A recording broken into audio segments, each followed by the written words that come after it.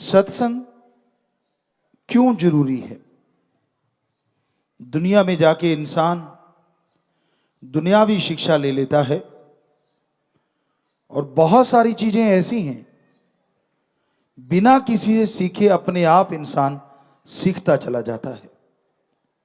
जिस तरह बोलना सीखता है अपने माँ बाप से, बहन भाई से, चलना सीखता है वो भी इन्हीं से, खाना पीना पहनना माँ बाप पहले गुरु होते हैं जिनसे इंसान ये सारी चीजें सीखता चला जाता है।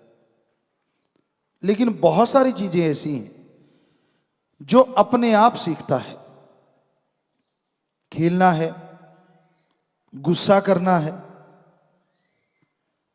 अंदर लोभ लालच की भावना का पैदा होना है, विषय विकारों का पैदा होना है, ईर्ष्या नफरत का पैदा होना है, दुई द्वेष पैदा होती है। इनके लिए कोई स्कूल नहीं खुले हुए, ये अपने आप इंसान के अंदर होती चली जाती हैं। अहंकार, ईगो पैदा हो जाती है। कौन से स्कूल हैं जिनमें ये सिखाया जाता है? कहीं भी तो नहीं। तो ये चीजें इंसान के अंदर अपने आप इंसान सीखता है। क्यों? क्योंकि कलयुग का समय है और ये सब साजो सामान कलयुग का है। सीखता नहीं तो राम का नाम, वो अपने आप नहीं सीखता। कोई कोई होता है गॉड गिफ्टेड, ईश्वर की तरफ से, जो इसीलिए आता है, वो जरूर सीखता है। अदरवाइज बहुत मुश्किल है इंसान राम का नाम गाने लगे। और कोई गाने भी लग जाए, जब तक गुरु पीर फकीर नहीं मिलता, रूहानियत में, सूफियत में तरक्की नहीं होती। हर कार्य के लिए गुरु की जरूरत। जैसा आपको अभी बोला, हम लोग बोलना सीखे हैं, पहनना सीखे हैं, खाना पीना बैठना चलना, इसके लिए माँ बाप बहन भाई हमारे गुरु रहे।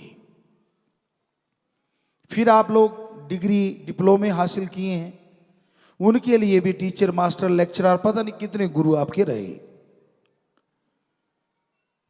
सोचने वाली बात, दुनियावी शिक्षा जिसमें बुक्स वगैरह होती हैं, उनकी कुंजी तक होती है, कौन सा क्वेश्चन कैसे हल किया जा सकता है, सब कुछ होता है। पर क्या आपने कभी देखा है ऐसा?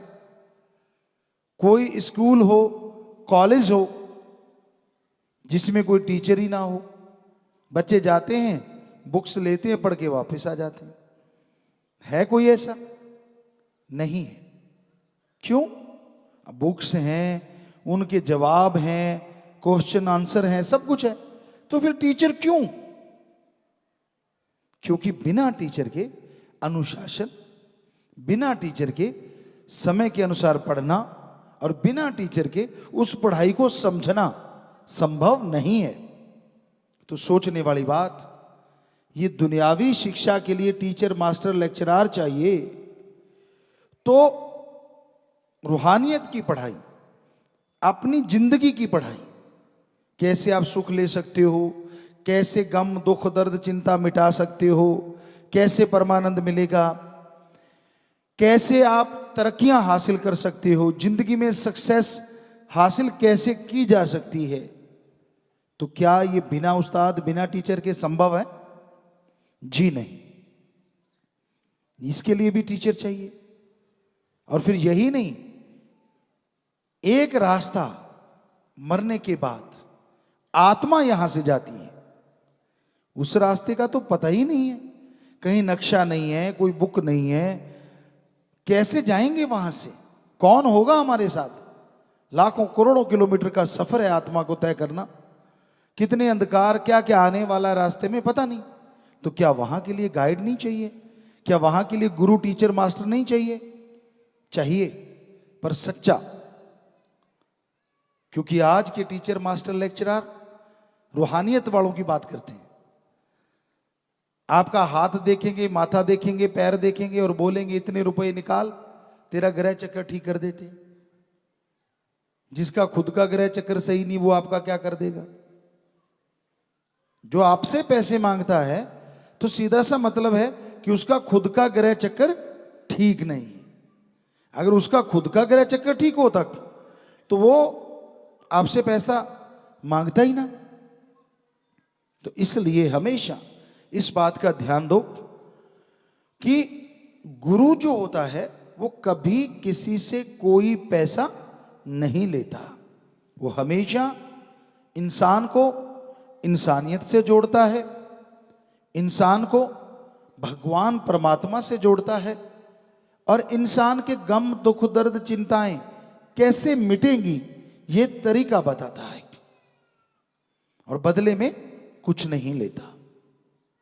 क्योंकि गुरु का काम गाइड करना होता है। गुरु शब्द का मीनिंग्स मतलब अगर आपको पता चल जाए तो आप समझ जाएंगे। गु का मतलब होता है अंधकार और रू का मतलब होता है प्रकाश। अज्ञानता रूपी अंधकार में जो ज्ञान का दीपक जला दे वो सच्चा गुरु होता है।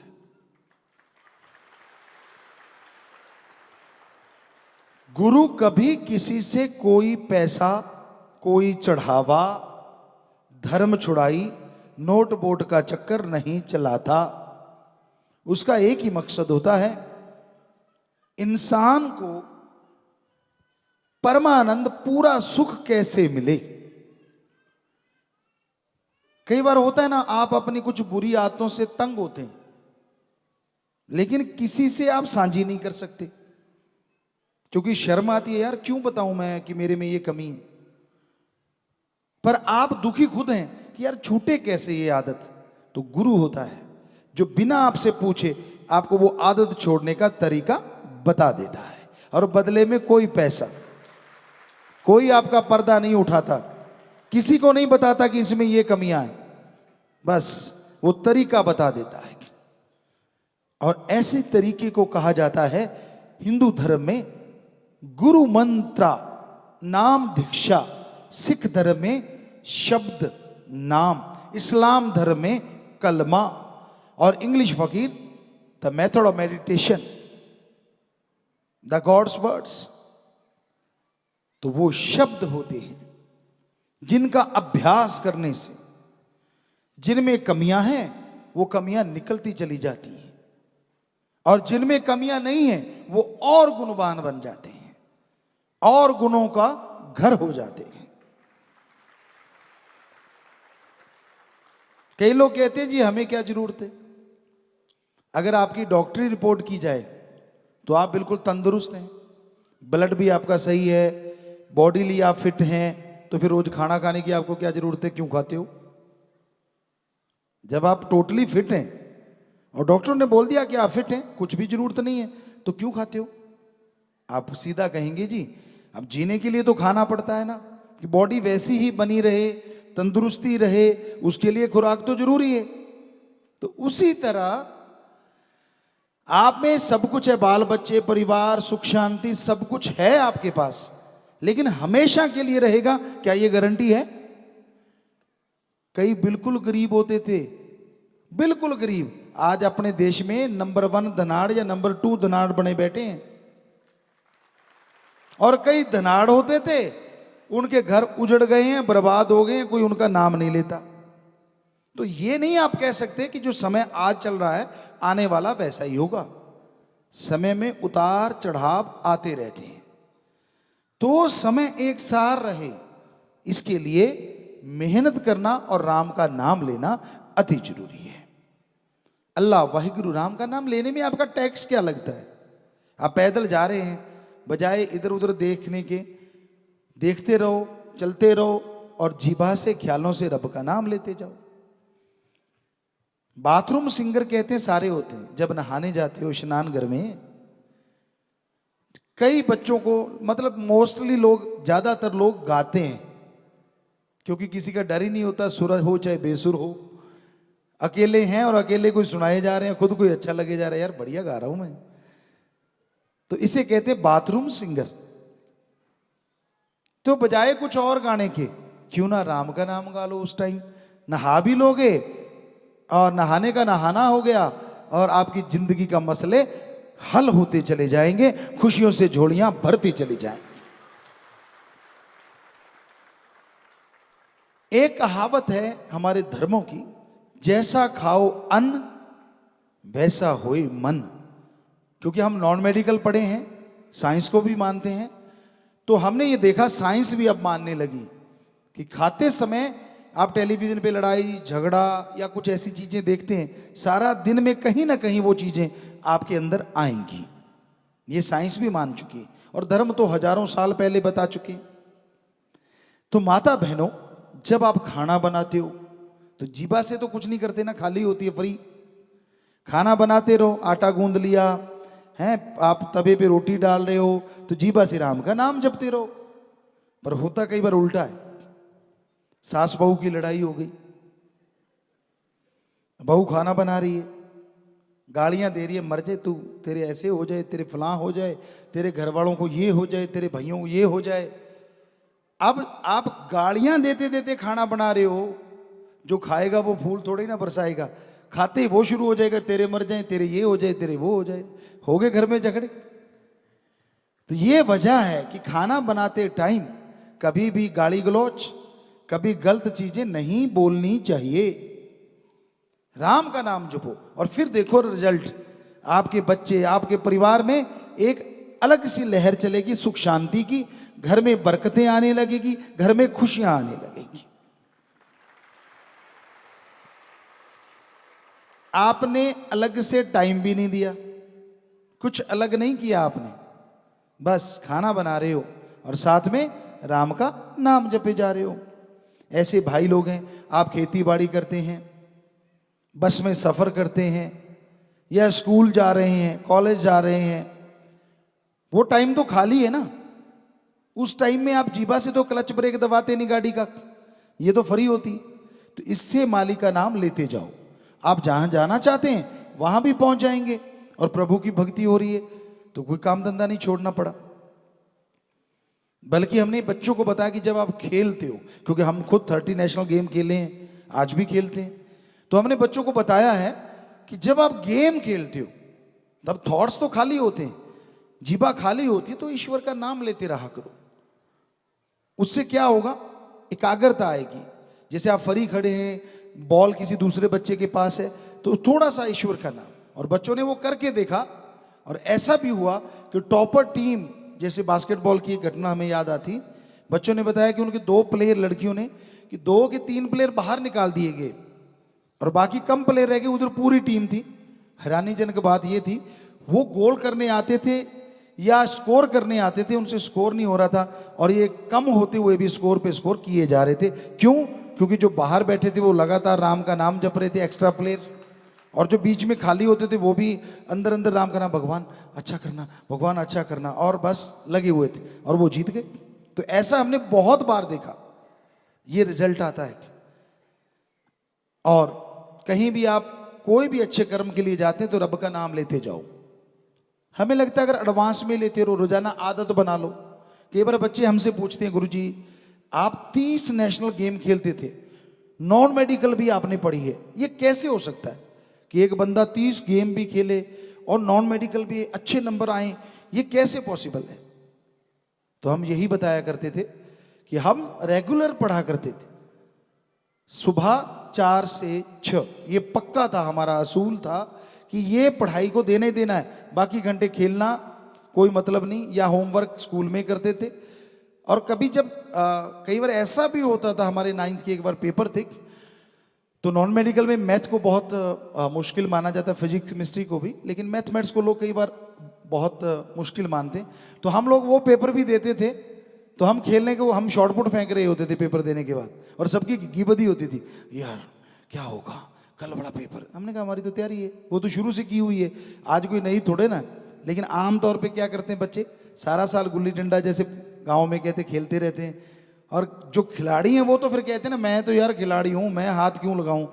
और जब पेपर नजदीक आते तब बुक उठाते हैं, उससे झाड़ते हैं, उसमें धूल पड़ी होती, तब फिर रट्टा पीर शुरू हो जाते हैं, नी नी नी नी नी नी नी, पूरे जोर से चलता काम, और पल्ले कुछ भी नहीं पड़ता, याद कुछ होता नहीं, तो घबराहट होती है। तो कहने का मतलब ऐसे ही राम का नाम 15 मिनट सुबह शाम अगर आप करते रहो तो परेशानियां आएंगी नहीं, और घबराहट किस बात की।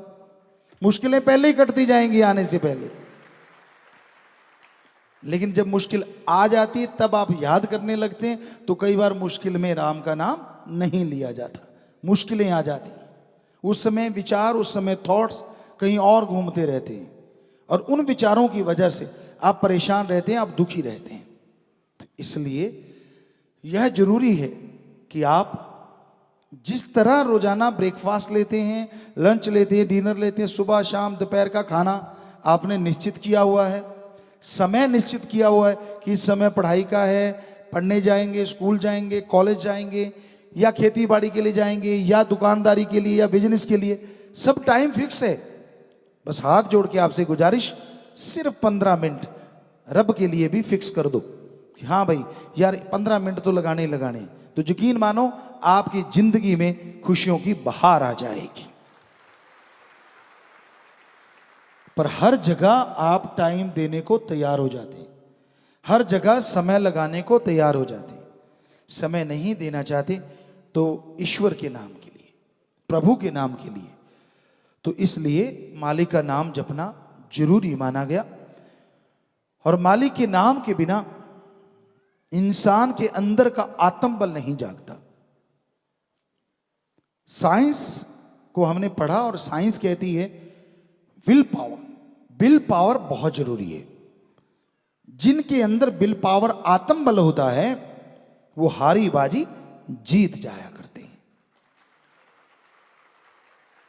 और जिनका विल पावर खत्म हो जाता है वो जीती बाजी हार जाते हैं। हम आपको लाखों उदाहरण दे सकते हैं। कैंसर के मरीज कोई अपने बहुत ज्यादा हैं, भारत में भी, पूरे वर्ल्ड में है। हमने देखा चौथे स्टेज का कैंसर, डॉक्टरों ने जवाब दे दिया, लेकिन उन बंदों ने हिम्मत नहीं हारी कि हो ही नहीं सकता कि कैंसर हमारा कुछ बिगाड़ दे, और रब का नाम लेने लगे। हमारे पास है, हमने कहा भाई हमारे पास कोई जादू टोना नहीं है, हमारे पास तो परमात्मा राम का नाम है, ले जाओ जाप करो। डॉक्टर जवाब दे सकते हैं लेकिन भगवान नहीं। और वो लगे रहे दिन रात राम का नाम जपने, और चौथे स्टेज के कैंसर को उन्होंने चुटकियों में हरा दिया। आज जिंदगी जी रहे हैं, ब्लड कैंसर तक को हरा दिया। उदाहरण है विद रिपोर्ट, सबूत जिसे कहते हैं ना, वो भी सारे हैं। तो ये कैसे पॉसिबल होता है? आत्मबल से। डॉक्टर मानते हैं, कोई भी डॉक्टर हो, कि मरीज के अंदर जीने की इच्छा है, तो कैप्सूल भी कई इंजेक्शनों से ज्यादा काम कर जाता है। और मरीज अगर सोच ले कि मैं तो मरूंगा ही, बड़े बड़े इंजेक्शन, बड़ी बड़ी बोतलें जिनमें बहुत सारे इंजेक्शन लगा दिए जाते हैं, वो भी असर करना बंद कर देती हैं। क्योंकि आदमी की बॉडी पहले से मान लेती है कि मैं नहीं रहता, मैं तो मरूंगा। इसलिए नेगेटिव मत सोचा करो। काम करने से पहले आप सोचते हो मैं तो फेल हो जाऊंगा, तो ये गलत है। एक कहावत है पंजाबी में, रोंदे जान ते मरियां दे स्नेहे लियान। जो पहले ही रो रहा है वो कहां से रंग लगा देगा? कई खेलने लगते थे, टांगे पहले कांपने लगती थी, हमने कहा तूने तो लगा दिया कुछ ना कुछ, चौके चक्के लगाए खड़ा है। क्योंकि वहीं पे टांगे कांप रही हैं, जाने से पहले सामने वाला ऐसा है, सामने वाला है, क्या है सामने वाला, वो भी बंदा है, तू भी बंदा है, चलने दे, होगा जो होगा वो मैदान में होगा। सो ये हर किसी के अंदर एक भावना होनी चाहिए, नेगेटिविटी, इसको खत्म कीजिए। कभी नेगेटिव ना सोचा करो। जरा जरा सी बात, ऐसे हो गया तो क्या होगा, फिर वैसे हो गया तो क्या होगा, क्या होगा? अरे आप डॉक्टरी कर रहे हो, डिग्री डिप्लोमे कर रहे हो, आपसे पहले कितने लोग कर गए, वो भी मां के गर्भ से आए थे और आप भी मां के गर्भ से आए।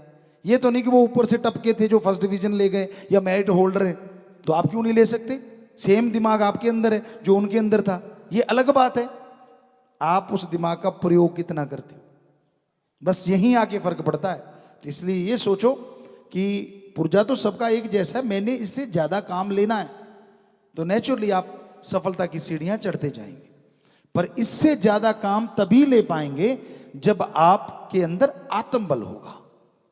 और वो आत्मबल की दवाई पूरी दुनिया में घूम लो, बाहर कहीं नहीं मिलती। एलोपैथी, होम्योपैथी, आयुर्वेदा, नेचुरोपैथी, किसी पद्धति के पास जाओ, कहीं से ये दवाई आपको नहीं मिलती। क्यों? क्योंकि आत्म बल आप सबके अंदर भरा पड़ा है। जैसे सरसों, तिलों के दाने, मान लीजिए जितना भी निकलता है तेल, बादाम है, सबके अंदर तेल होता है। धरती में पानी, पर उसको निकालने की विधि होती है।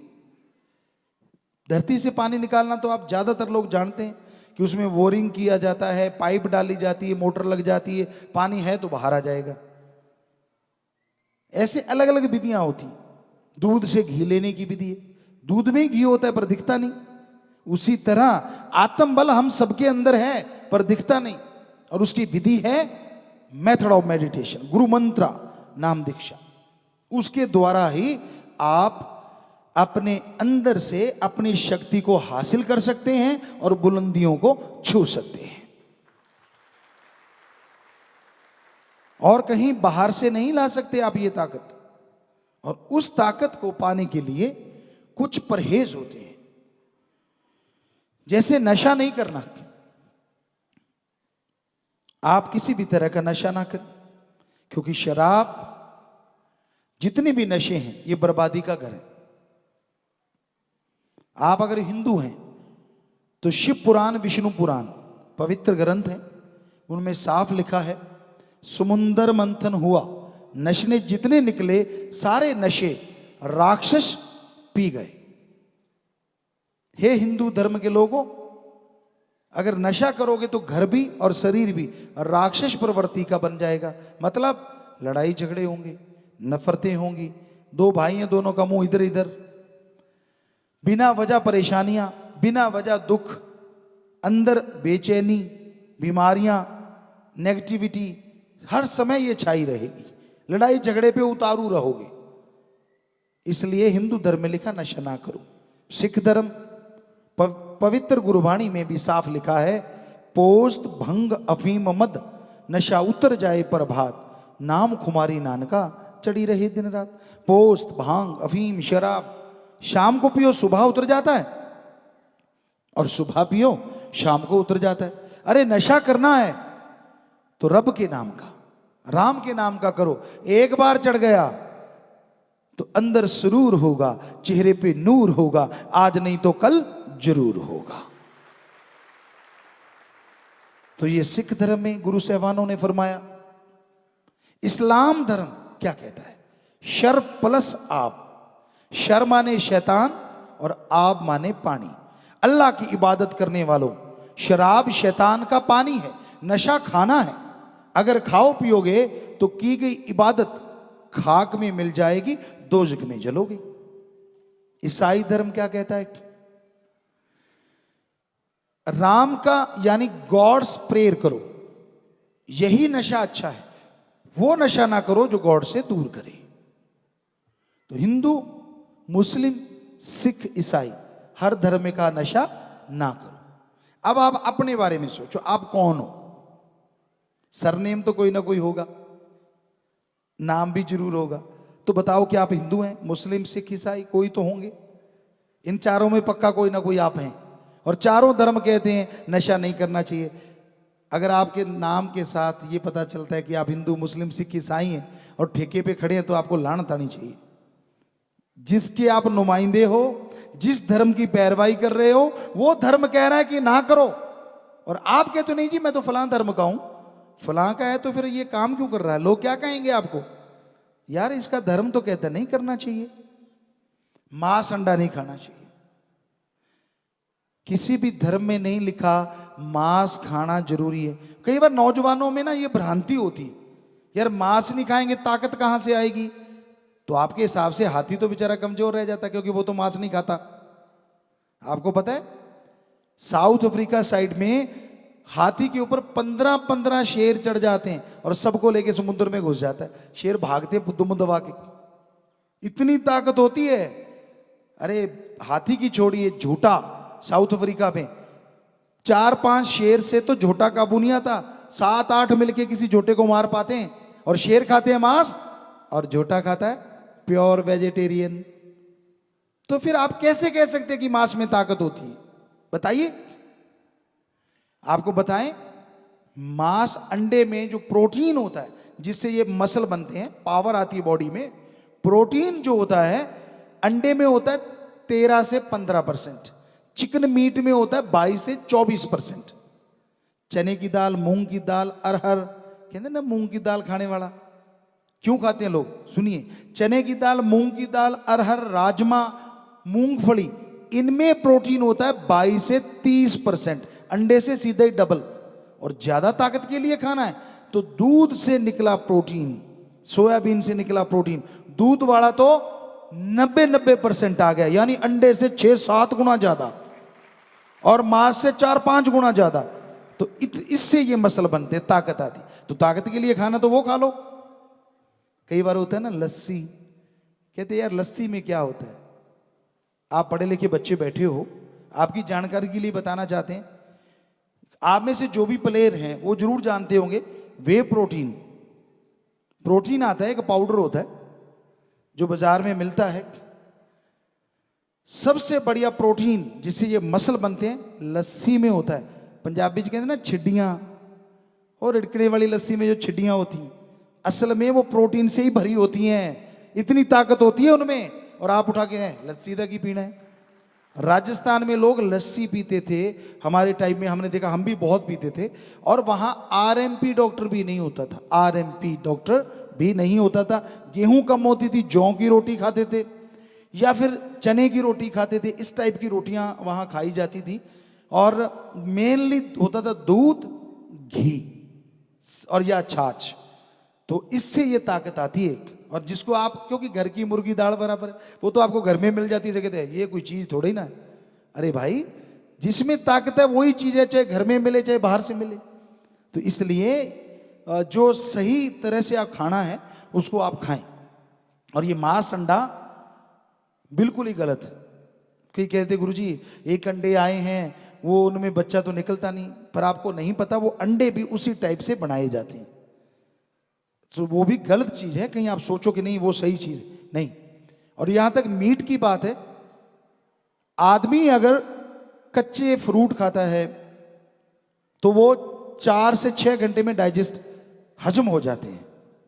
उबाल के खाते हो तो 6 से 8 घंटा ज्यादा से ज्यादा, तड़ के खाते हो तो 8 से 12 घंटा सब्जियां।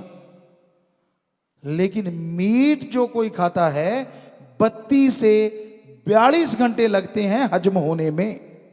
उतनी देर आंतड़ियों में पड़ा रहता है, उतनी देर वो हजम ही नहीं होता, और उससे बैक्टीरिया, वायरस निकलते हैं जो कैंसर का कारण बन सकते हैं, बहुत सारी बीमारियों का कारण बनते हैं।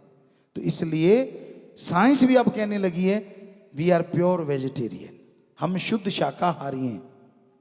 बहुत सारी बाहरी निशानियां हैं, वैसे तो सारा शरीर ही शाकाहारी जीवों से मिलता है।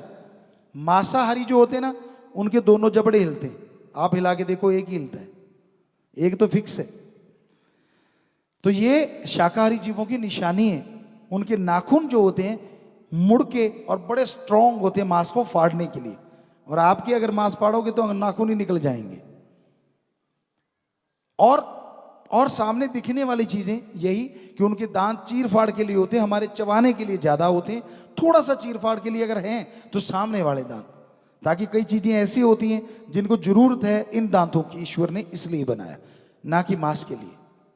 तो बहुत सारी निशानियां दिखने में जो आती हैं और जो रियल में सर्च किया जा चुका है, रिसर्च हो चुका है, वो कि इंसान शुद्ध शाकाहारी है, मांसाहारी नहीं है। तो इसलिए मांस अंडा नहीं खाना चाहिए। और तीसरी बात जो हम कहते हैं वो है कैरेक्टर के अच्छे बनो। रिश्ते नाते हमारे धर्मों में संतों ने बनाए, हमारे गुरु पीर पैगंबरों ने बनाए। अगर रिश्ते नाते ना होते तो लड़ लड़ के आज इंसान पता नहीं कितनी बार खत्म हो चुका होता, क्योंकि भेदभाव सके भाई में भी है।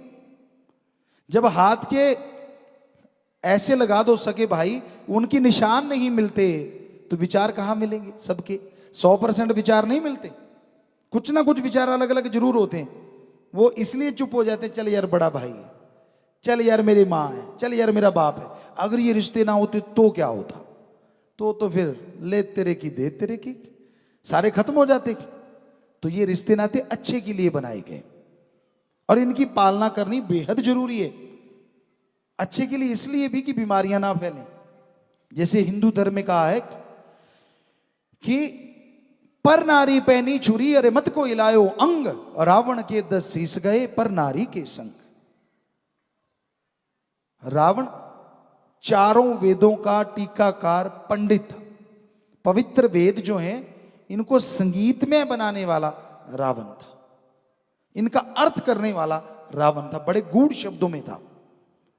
और यही नहीं, एटम परमाणु उसके कंधे पे टंगा रहता था। आज वाले बनाते हैं तो धरती में छुपा के रखते हैं, कहीं अब खुद के देश में फट गया तो देश खत्म हो जाएगा, और वो कंधे के लेके घूमता रहता था आराम से। कितनी साइंस ज्यादा थी। जब चाहता था बरसात करवा लेता था रावण। सफल क्लोन ज्ञाता था, खुद के 3 या 5 ही बच्चे थे, उनसे सेल लेके उसने 1 लाख बेटे पैदा किए थे। सफल इसलिए क्योंकि उन 1 लाख के आगे 1.25 लाख बच्चे थे।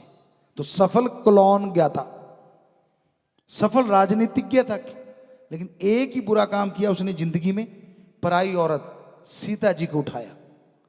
तो 1 लख पूत 1.25 लख नाती, तेरा वन घर दिया ना बाती। कोई दिया बत्ती करने वाला घर का नहीं बचा, सब खत्म हो गए। तो इसलिए हिंदू धर्म में लिखा है पति पत्नी का रिश्ता 100% ठीक है, इसके अलावा किसी से गलत रिश्ता ना बनाए, वरना बर्बादी का घर हो जाता है। यह बात सिख धर्म में लिखी है। रिश्ते नाते इंसानों में होते हैं, पशुओं में नहीं के बराबर। जब आदमी पशु बनेगा, इधर नरक आगे नरक। एड्स काला पीलिया आए ही पशुओं से है। तो गुरु साहबानों ने जो भी कहा कि यहां नरक, बच्चे नरक भोगते हमने देखे, और आगे नरक। इस्लाम धर्म में लिखा है जायज रिश्ता अख्तियार करो, नाजायज रिश्ता दोजख की आग में जलाता रहता है।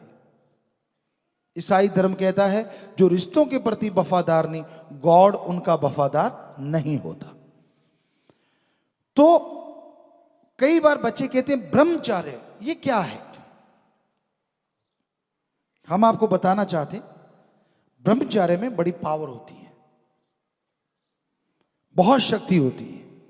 जो ब्रह्मचर्य का पालन करते हैं 100 में से 99 बीमारी उनको नहीं लगती। ये हमारी गारंटी है, हमने आजमाया, लाखों लोगों ने आजमाया। और यही नहीं बल्कि शादी जब उसकी होती है और उसके बच्चा जो होता है 99.9% तंदुरुस्त होता है, विकलांग या मंदबुद्धि नहीं होता, यह भी गारंटी है। पर यह ब्रह्मचर्य होता क्या है? हमारे 4 भागों में जिंदगी को बांटा गया था। ब्रह्मचर्य था, गृहस्थ आश्रम था, वानप्रस्थ, सन्यास, 4 आश्रम बनाए गए थे धर्मों में। जब तक शादी नहीं होती ब्रह्मचर्य, वीर्य जाना नहीं चाहिए। खान पान में ज्यादा मिर्च मसाला, गर्म चीजें और तली चीजें। अब तली आप स्वाद के लिए खाते हो, छोड़ते तो नहीं, लेकिन कहीं से भी चेक करवा लो, ताकत नाम की इसमें चीज नहीं होती जो स्वस्थ रखे बंदे को और पावरफुल बना दे, वो इनमें नहीं होती। जीभा के स्वाद के लिए आप खाते रहते हो, चलता रहता है काम, कोई बात नहीं, जिंदगी तो चलती रहती है, जीने की तो कुछ ना कुछ मिलता रहता है। लेकिन अगर मानो की शक्ति चाहिए और वो पावर चाहिए तो ये कोई टॉनिक नहीं है, बर्बादी का घर है। तो थोड़ा सा उनसे बचो। फिर भी विचार भटकते हैं तो ये गुरुमंत्र जो आपको अभी बताएंगे, सिर्फ 5 मिनट पानी पियो, 5 मिनट इसका जाप करो, 80 से 90% गलत विचार आपके काबू में झट आ जाएंगे। तो इस तरह आप ब्रह्मचर्य का पालन भी कर सकते हैं और बीमारियों से भी बच सकते हैं। पर ये संभव ऐसे ही है, अदरवाइज ऐसा संभव नहीं है, बहुत मुश्किल है। तो ये तरीका जो है जो आपको बताएंगे वो ऐसा ही है। और इस गुरुमंत्र को अगर आप प्राणायाम के साथ लेते हैं, जितने भी भाई बहन बुजुर्ग बच्चे बैठे हो, गुरुमंत्र लिया है या लेना है, इस गुरुमंत्र को प्राणायाम, ध्यान प्लस योगा, ध्यान है पौधे की जड़, और योगा है पत्तियां काटना छांटना। जैसे कोई पत्ती सूख गई, टहनी सूख गई, उसको काटना छांटना। तो ध्यान प्लस योगा। तो इससे क्या होता है कि आप, शक्ति तो आपको हासिल होती होती है और उससे शरीर भी तंदुरुस्त होता चला जाता है। यानी आत्मा और शरीर दोनों एक तरफ बढ़ने लगते हैं। यानी श्वास को अंदर खींचना होता है, नाक से खींचो तो सर्वश्रेष्ठ है, पर थोड़ा श्वास अगर मुंह से चला गया तो कोई आफत नहीं आने वाली, क्योंकि मुंह वाला रास्ता भी भगवान ने बनाया, हमने तो बनाया नहीं। वैसे बढ़िया होता है नाक से खींचो, श्वास अंदर भर लो, अंदर भर के रोक लो और राम का नाम लेते रहो, और फिर छोड़ते जाओ। और बिना श्वास के रुकना है, बिना प्राणवायु के 2 सेकंड 5 सेकंड, यानी श्वास लेना नहीं। ये श्वास नहीं लेना आपकी बॉडी को पावरफुल बनाता है, क्योंकि आपकी जो आत्मा है वो जिंदगी जीने के लिए तड़पती है, और क्योंकि श्वास नहीं ले रहे आप, तो उससे आपके मसल, आपकी बॉडी पावरफुल हो जाती है, मजबूत हो जाती है। बहुत प्लेयरों को हमने बताया और आज देश का नाम रोशन कर रहे हैं। बहुत सारे प्लेयर हैं, 1-2 की गिनती नहीं कह सकते हम, पर काफी को बहुत मशहूर हो गए हैं। थ्रो बॉल के प्लेयर हैं जो वर्ल्ड कप जीत के लाई इंडिया के लिए लड़कियां, योगा वर्ल्ड कप 5 बार जीत लाई, रोलर स्केटिंगों की एशिया चैंपियनशिप 5 बार जीत लाई। तो कहने का मतलब इससे बॉडी पावरफुल होती है, शक्तिशाली होती है। तो ऐसा आप कर सकते हैं। तो गुरु मंत्र का जाप तेजी से भी किया जा सकता है, जितना स्पीड से आप करेंगे, एक श्वास में जितना ज्यादा आप कर लें, लेकिन ध्यान शब्दों में नहीं, ईश्वर की तरफ होना चाहिए। उतनी की तेजी करो, कहीं तेजी के चक्कर में श्वास गड़बड़ हो जाए तो वो सही नहीं है। और ध्यान, कभी टेंशन लेके राम का नाम ना जपो, मुझे ये मिलना चाहिए, मैं भक्ति कर रहा हूं, मुझे ये होना चाहिए। फिर भक्ति कम है, होना चाहिए उसमें ध्यान ज्यादा है, कि मुझे ये मिलना चाहिए, वो तस्वीर उसकी घूमती रहती है, भक्ति कम होती। भक्ति करो कि मैंने ईश्वर को पाना है, बस सोचा कि ईश्वर तेरी भक्ति कर रहा हूं, बस तुझे मेरे को पाना है। जब तेरे को लगे कि मेरी भक्ति पूर्ण हो गई, मुझे मिल लेना, जरूर मिलना, मैं अपनी तरफ से तेरी भक्ति करता रहूंगा, बस दैट्स ऑल। कोई टेंशन ना करो, कोई चिंता ना करो। चिंता से चिता जैसी फीलिंग आती, भगवान की नहीं। क्योंकि चिंता जो होती है, टेंशन जो होती है, वो जीते जी इंसान को जलाने वाली चिता होती है, जो बार बार जलाती रहती है। क्योंकि चिता तो एक बार में काम खत्म कर देती है, और चिंता आदमी को बार बार तड़पाती रहती है। इसलिए चिंता तो करो ही ना। कहते जी धक्के से आ जाती है, तो गुरु किस मर्ज का इलाज है? वो धक्के को रोकने के लिए तो राम का नाम है। धक्के से आने वाली चिंता खत्म हो जाएगी जब आप रेगुलर, अगर घंटा सुबह शाम, चलो नहीं आधा घंटा सुबह शाम, नहीं 15 मिनट सुबह शाम राम का नाम जपो, घंटा सुबह शाम जपो, तो 2 महीने में आपके सब चेंजेस आ जाएंगे, ये हम गारंटी दे सकते हैं। 2 महीने कहा है, अगर 2 घंटों का प्लस करें तो 5 दिन और रात ही बनते हैं। इतनी देर भी आप नहीं करना चाहते और रिजल्ट बड़े बड़े लेना चाहते हो, तो इसलिए आप कुछ सुमरण तो करो, भक्ति करो, रिजल्ट जरूर आएगा, ये पक्का गारंटी है। आप जो भी लेना चाहते हैं, गलत चीज तो नहीं मिलेगी। कहीं कहीं कुछ आप सोचने लग जाएं कि भाई कोई गलत चीज मुझे मिल जाए या फला चीज, नहीं, वो तो नहीं। जो आपके लिए सही है और ईश्वर की निगाह में जायज है, वो बिन मांगे मिल जाएगी। आप भक्ति करो, बिन मांगे मोती मिले और मांगे मिले ना भीख। ये है राम का नाम।